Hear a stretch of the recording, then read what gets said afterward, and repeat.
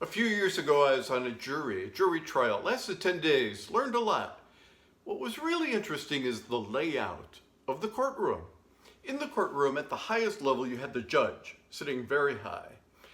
Next to the judge was the witness box on one side, the jurors on the other side, sitting up, and then the alternate jurors a step down.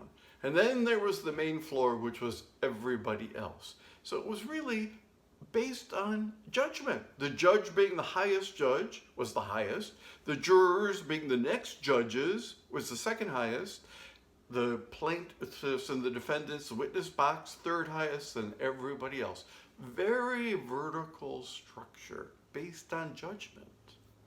I think that's exactly what Jesus is getting at in this example of the Pharisee and the tax collector, oftentimes called the Pharisee and the publican. There's a lot of judgment going on here. That's why the Pharisee's being condemned, because he places himself so high. Above the Pharisee, above, even says, above all other men, all other people.